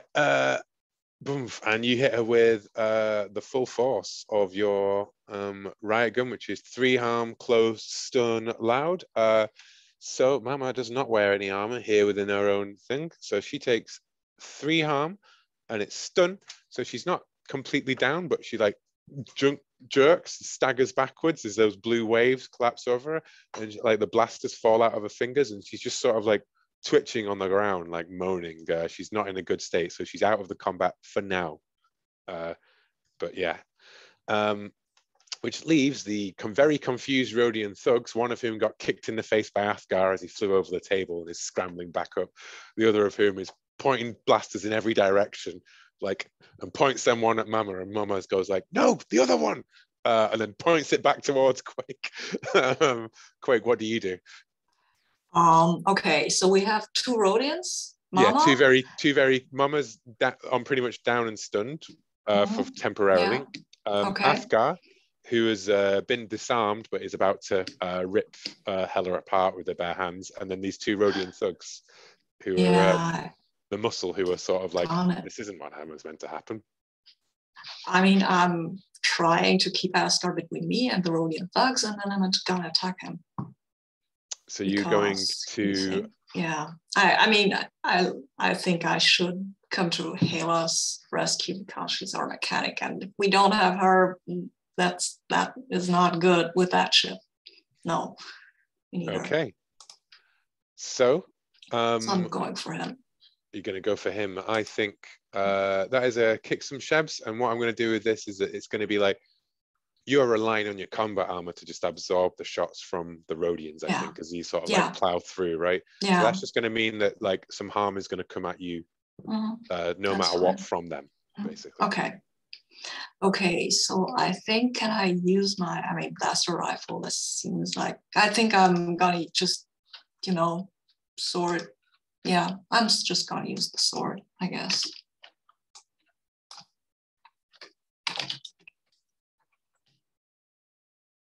Hit him with that. See how that, oh wow, I can't roll. Oh wow, that is a terrible roll. Do you call for 8? Yeah, I think I'm calling for 8. I think of maybe from Hela because she's close to him. So you take, they're only blaster pistols that these Rhodians have got, so that's 2 harm. which luckily your armor just off, right? Yeah. Phase 1 armor always comes through. Yeah.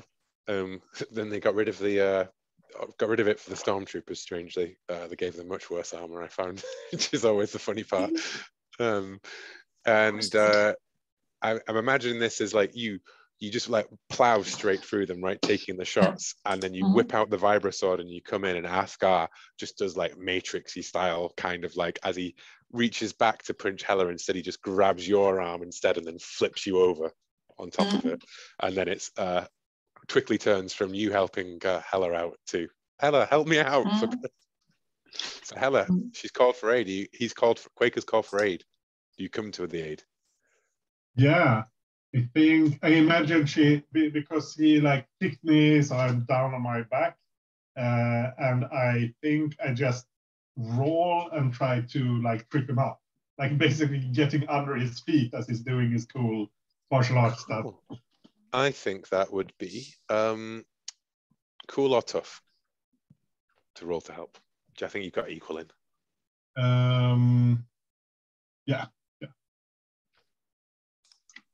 So I will reload the dice roller.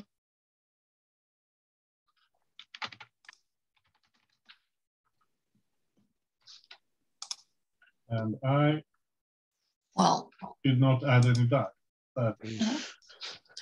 So how did you roll a 1? That's not impossible. Yeah, I did not help much. I get Oh wow. I'm not helpful. Wow, we're rolling really terrible today. You are. Quake, I'm going to say that what happens is that he takes that vibro sword out of your hands. Yeah.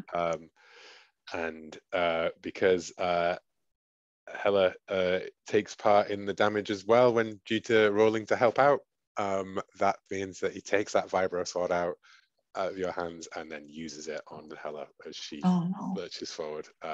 So your vibro sword does 2 harm. 2 harm. And messy, yeah, and it cuts straight into Hela as she tries to trip Askar. He flips and does that like cool thing from the Jedi Knight games where like they do the flip and they trace the sword across the floor. So he does that and slashes and it bites into your armor, and he's back up on the table now, like poised like a nightcrawler.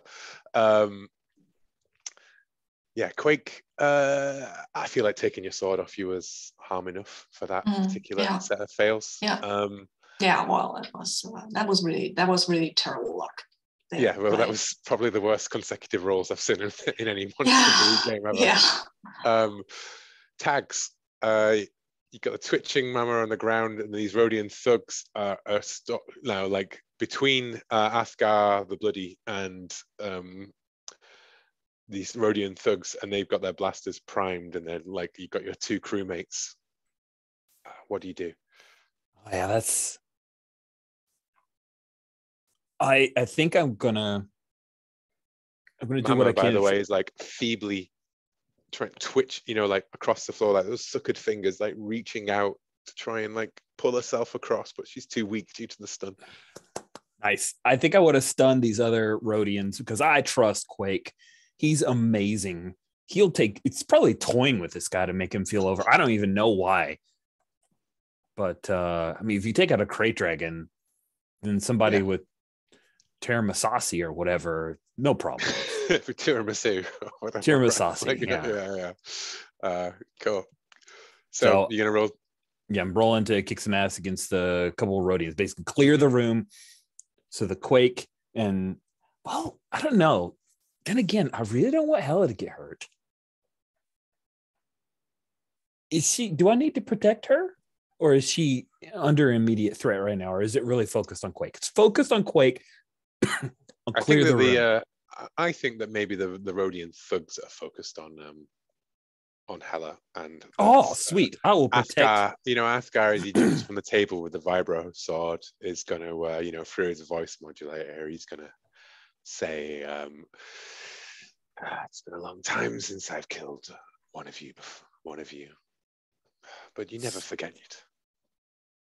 It's been a long time since he killed a clone trooper, probably. Yeah. Yeah. It's awesome. I'll let him do his dramatic speech with Quake. This is going to be. I just want to clear the room so I can eat some space popcorn and watch the rest of this fight. But I will be protecting Hela right now.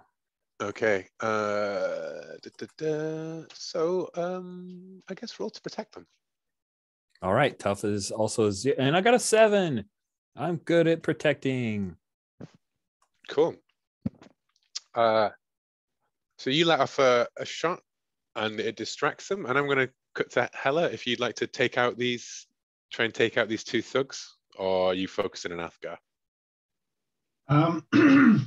Since my only the actual weapon is an iron gun, I'm kind of in trouble here when it comes to taking people out, unless I can get over to where my shatter gun is or find another weapon somewhere. I mean, I can try to distract them or something, but I don't think... Roll me act under pressure if you want to dive for your shatter gun. Yeah, cool. I will do that. So that's cool, right? Mm-hmm.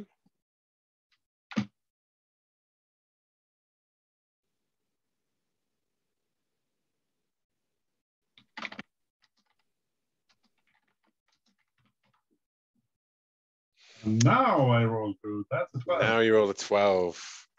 So you succeed brilliantly, allowing you to grab the shatter gun, and I'm going to say just get off a shot like cleanly on one of these guys, blowing like, I think it blows off his whole hand, you know, in typical Star Wars kind of dismemberment style. He's like, Tags fires off that shot, right? And then they turn around and they go like, oh, I forgot about that one. And then he's like raises the gun and has it dead down. Tags looking straight down the barrel, and then there's boom,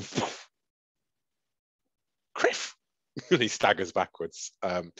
Tags, however, you do still take 2 harm, as the other one shot you in the hip, I think, as you stood up against them. We're just now down to the 1 Rhodian thug. I may have given them total mook hitboxes in a pool, shared pool, and. Yeah, so Quake versus Athgar the Bloody. He's got your vibro sword. I gotta get it back. I think that's the first order of the day. I need to get it back. So I will. If you kick some Shebs, then that can be like the harm is established. Is that you're using your bare hands, right? Getting it back off him, kind of thing. I think I'd rather, I need to get into his space of attack, right? That is not that easy because I have a sword and I do not. So I need to use some furniture. I think there was a desk and there was some other stuff. So I want to kick that at him to distract him first so I can get at him and get under his guard. That's what I need to do, get under his guard. So are you looking to act under pressure and use the room as a kind of shield between you and him and try and get it back? Nice. Yes. Okay. That's what I'm trying to act under pressure. That is. No. Are you gonna bottle it up? Can I say that before? Do I have to say that before I roll? I'm not sure, to be honest. Neither am I. So let's say I will use. Huh? I was just wondering, which do you prefer, Will? Want to say something? I typically prefer before things, just because I like you committing to costs before you know whether or not they were needed. Yeah. You know what I mean? Yeah, I would agree. As a player, I wouldn't, but as a GM, I would. So, yeah, I think I will. Yeah, come on. I will. Dean gets a fake point for acting against their own interests. Yeah. Yeah, thank you. I'll use my fake point. No. I'll use one of these. Yeah, come on. I'll give you one, but let's see how that goes. Yeah, that's a 10. That was the right call. That was the right call. Nice. Mm-hmm. Yeah, he whips that sword around, and yeah, you do. I'm imagining that Quake kicks like boxing pose and then kicks the chair like as hard No. as possible. No, like I think Quake was on the floor, right? So he will first kick the chair in the direction of this guy, then use the chair to get on his feet. He used to be able to do these backflips and jump to his feet, but he's older now. That's not how he does it. He's still fit and fast enough. And then he'll just leg swipe that guy because he knows the martial arts styles. He knows all of them. And he was surprised the first time, and now he is not. So he knows where that guy is going to go with his arm and the sword, and then he can drop down again. Oh my God, that's only bruises under the guard, and grab the wrist and then throw him over and get to his feet again and have the viper sword back. And yeah, wow. And look at him and say, well, you'll find, and say to him, don't think you're gonna be killed one of us today, my friend. There's always next time. And Athgar the Bloody turns and sprints down the corridor, slamming throwing like the broken end of his sword that he's kept in one hand this entire time up against the door controls, and it flies open, and he's going to run out of there now that he doesn't have a weapon and he's facing the three of you. Maybe Tax can shoot him. Well, we cut back over to Tags, and there's that last remaining Rodian and Mama crawling along the floor now towards the open door that Athgar's just run through. Yeah, I think in Tags's head, if Quake wants to take this guy down, he'll chase after. She's just gonna pop, basically double tap the Rodian and Mama to make sure that they're down, stunned, and then start grabbing Mama. Oh yeah, we were gonna put him in the body, and yeah, I'm still doing that. Yeah. Of course, shortly after he runs out the door, you hear like the alarms going off on the station and everything, and it's all thingy. So, you've got Mama's body, you've got these actually, I think there's still one Rodian thug still up, actually, isn't there? So Hella, what do you do with the last Rodian thug? You have your shotgun, you got it trained on them.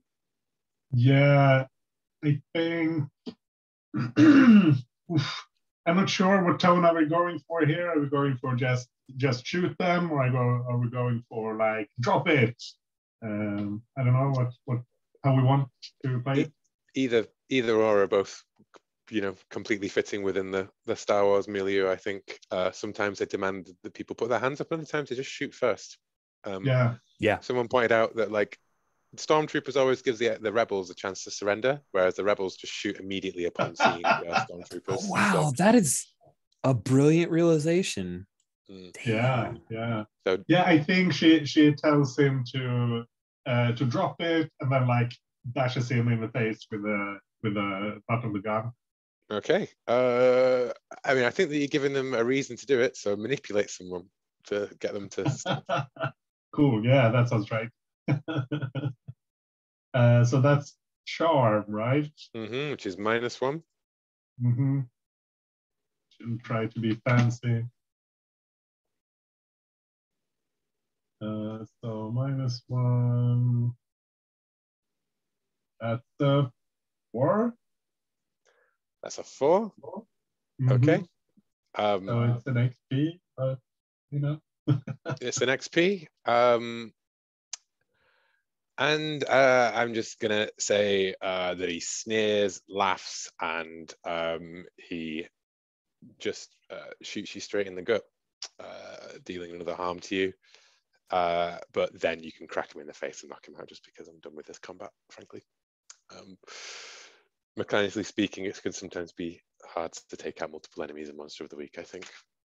But yeah, you've got a brief moment of silence in the room, and then the alarms start going off. I think maybe this, if anything, counted like a bad situation. This would be a bad situation. What's going on, guys? I've got a move for getting leave no one behind move. Maybe that, but we're not in combat, so not yet. But we might be soon, but for now, I think we might find. Okay, I have an idea. Maybe probably a bad idea. You point to tags. You could take this our bounty, and Hila might show you a way through the back of the ship somewhere, conduits or something, and I distract everybody. Yeah, you could chase after the Black Sun guys so that they still think we're fighting. Yeah, I can totally do that. It's a great idea. Okay, come on, Hela. It's just you and me, and an unconscious Herodian, but also just you and me. So I think we're on another make a plan here. The dangerous action of extraction from the ship. I think this is a plan about pushing through the situation, right? Like, that's use cool. Again, not supported by plenty of resources and people, not based on the plan and accurate information, and there is significant opposition that would interfere with the plan, so it's like another -1 overall. Awesome. -1 overall. We both have a cool, so either one of us is rolling flat, Hela, you or I. You want to take it or you want me? Oh, I would say that Quake suggested this plan. Oh, true. Yeah. Because the wording of the rule is the stat of the person who proposed the plan. So. Yeah. Sorry. Well, you've got a cool too, so I'm very happy with this. Another plan. See how that goes. What goes as well as the others I've rolled so far. Oh dear. But I've got a lot of XP now. You do. I think that you try and separate and you lead them off, but it's, you know how like the Han Solo and the Luke on the Death Star, like running around, like we cut through and it then just proceeds into both of you fleeing, chased by hordes of pirates through the ship, and it's a bit Scooby-Doo-ish.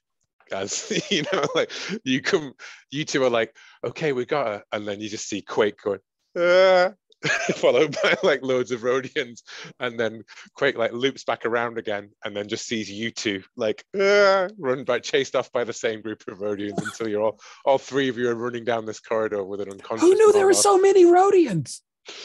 Yeah, and you get through to the hangar, and you are held under fire.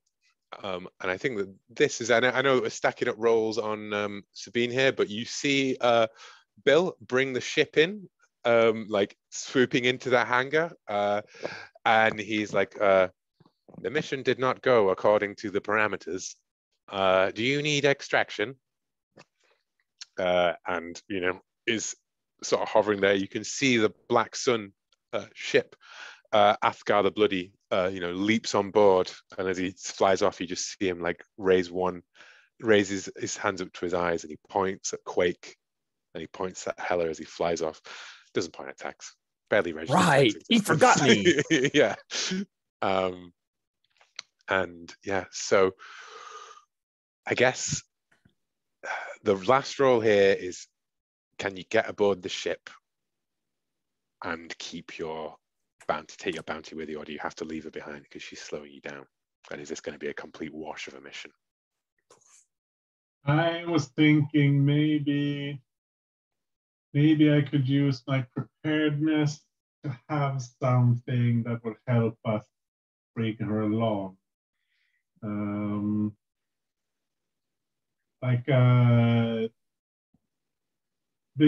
we like jumping? I mean, what was the situation with the ship? Well, what is it? He's not landed. He's like, I think it's slamming, like it's almost like scraping along the hangar ceiling, right? Like there's actually no room for in here, but it's just sort of like hovering on the repulsor lifts. Like obviously, for some reason, there's massive amounts of atmospheric backdraft kicking up all kinds of debris and these things flying around the ship. So maybe I have like a mini rocket pack or something that we could strap to Mama and like fire her up while we can jump. You want a grappling gun? Sounds like you maybe want a grappling gun. That sounds a lot more practical. Yeah. So let's roll to see if you have something unusual or rare. Yeah. And I need to reload the dice roller, as always.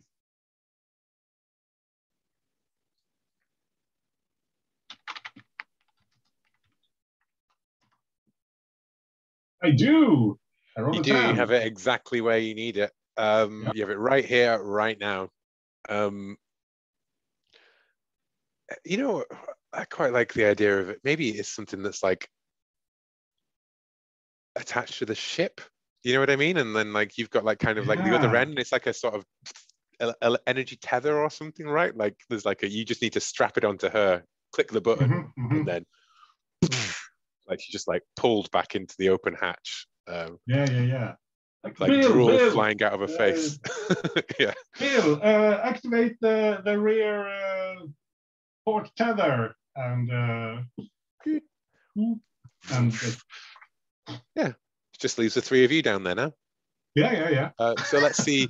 I think this is just going to be simply a case of how badly shot up do you get as you jump on board the ship, right? Hella's been sorting with the thing. Tags, what do you do? So I imagine I'm carrying kind of maybe like fireman carry. I've got Mama and Hella's trying to get us some grappling hook egress or something. Maybe strapping like this, like I imagine it as kind of like if you imagine like a, you know, like a life jacket with like a hook on it kind of thing. It's basically like Hella straps them in, and then it's like got like a kind of magnet sort of thing that's like connected to the ship, and then the ship just pulls them on the vest, like back into like a mini tractor beam or something. Yeah. Fun. Which now they've attached, you know, while they're fiddling with Mama's vest lights up, and then the corresponding tether on the ship lights up, and it's about to propel her back into the ship, like across space. Good. So with that, I'm just gonna lay down some cover fire to make sure that Hella is able to take care of things and then get out. I've got your back, Hella. And okay. That's it. I don't know if I'm protecting or if I'm just kicking some ass, but the intent is, and maybe I'm even acting under pressure. I don't know. I'm just trying to give us the covering space. Yeah. If you're going to pay the time to roll protect someone. Cool. I will protect someone. Same roll as from last time. Another 7. I will never get XP in this game. It is so weird. No. But you're going to take another 2 harm as you exchange fire with the people, but that is going to prevent harm from coming in at Hella. And Quake. I think this counts as combat, right? Yes, this definitely counts as combat. This is 100% what that move was meant for. Yeah, okay. I'm rolling this with sharp. See how that goes. So 6. Might need some help. I can call for help from this, right? You can call for help from this, yeah. Tags.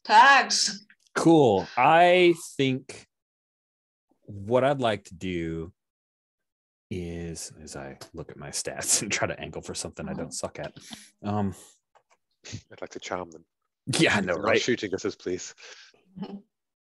I think the way that I'll help out is by calling out the right targets for Quake. So I'm trying to be the sharp eye for him because I know he can hit whatever he aims at. I'm just trying to help him point out the right thing. So I'm angling to try to use sharp, if that's okay.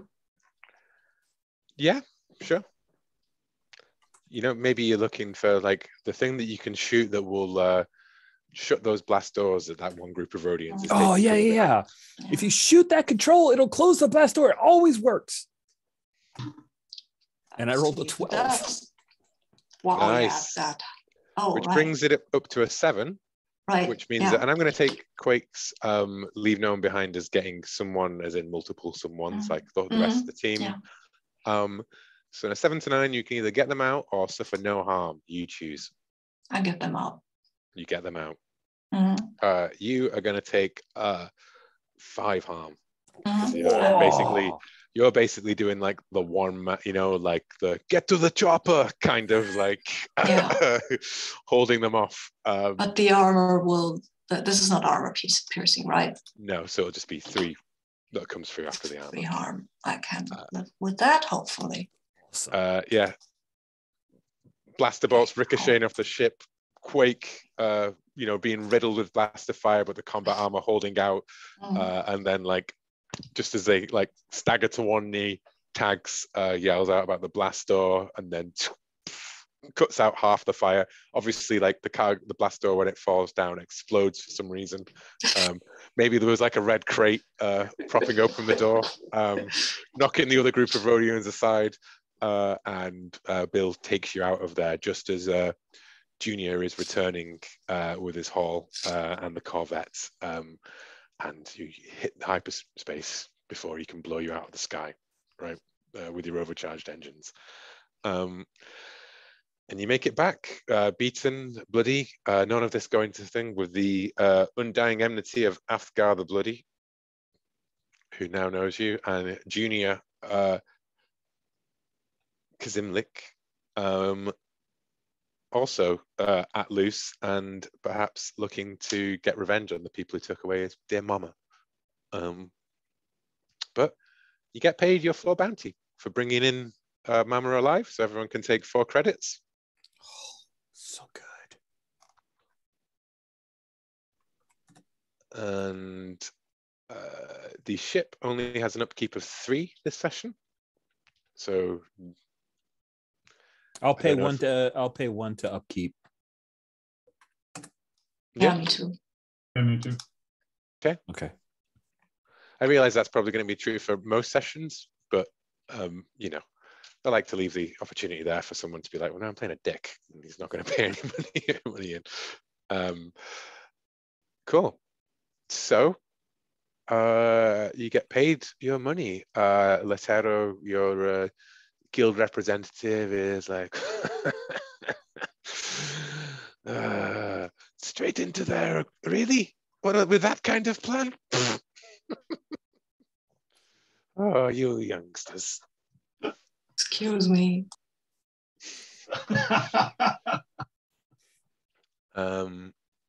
And cut to credits you do the Kazimlik clan. So that leaves you each with 3 credits in your bank. You heal 1 health automatically between sessions. It is 1 credit to heal 3. You can keep your creds, you can turn them into XP. I leave it up to you. Can I medic myself? Pardon?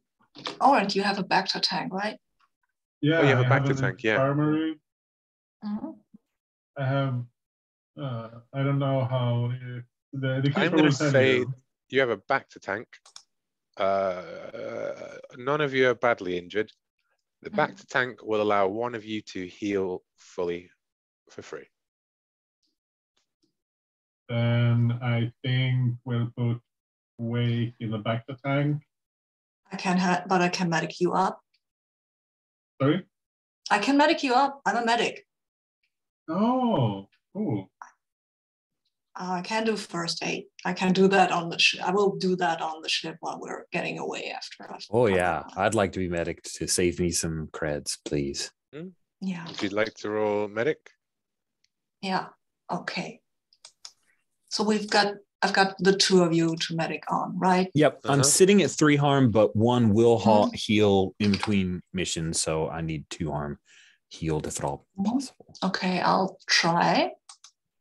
See how that goes. That's for tax. That's an 8. That works. That's 2. Oh, sweet. Big hug. You're the best, Quake. That was amazing. I can't believe that guy ran away. What a coward. You're awesome. Oh, well, yeah. Yeah, I thought we were going to shoot him, but, well, black's on. Anyway, don't like them. And then I'm going to medic, what's a healer? No, I'll try. Yeah, same result. Get 2 back. And then I can chill up in the Bacta tank. Yeah, Now you, thanks. Oh, phew, that burn. I felt that. And now you get your wrinkly old ass in the back of the tank. Yes, sir. Nice. So no one needs to heal anything. You all heal up with your combined resources in between sessions and this. One thing to be clear is, as for the Monster of the Week rules, medic will be only applicable to cases of harm. So, you know, if you'd taken 5 harm from this and you did it now, you couldn't then just try and do it again next session kind of thing. We would have just taken that as it only works on the harm that you take that session kind of thing. Yeah. Just to be clear. Yeah, thank you. But yes. What else could you do with creds? With creds, if you look on moves, there is spending stash, which I need to rename to creds because I've done that in the character keeper, but then forgot about stash there. You can visit a dock, you can chase a dream, work toward a drive, you can train, mark XP, or you can go shopping. You can purchase a weapon, armor, or piece of gear. I pretty much tell you how much a thing costs. It's like 1 for a blaster. I feel like blasters should be common as anything, right? But then it would be extra to make it not like a crappy blaster, you know? Yeah. Everything would start off with like unreliable and dodgy and sort of whatever. Like I think before I've said that like a jetpack was like 4. Oh yeah, that feels right. But then like if you wanted, we could call it 3 and then add a bunch of like negative tags onto it as well, you know? What about grenades? Grenades? Yeah. Grenades, like these little explodey things that you put on the wall and they beep a bit and then they explode. So they wouldn't be like thermal detonator level of damage. They'd be small anti-personnel. No, but that would be I think thermal detonators are a lot worse if you have them and then get hit by something. So, but grenades, I like grenades. I would say for a it would be it'd be 1 just for a grenade, 2 to make them like versatile in the sense of like you could use them in like a charges kind of thing, and then 3 to make them not limited, you know, so that like 2 would be like I have 1 use of grenades, and 3 would be I have a bag of grenades. Does that make that makes sense. Okay, rather than come up with a list of everything, I'm like, we'll just fucking do it pinwheel style every time, like spitball it.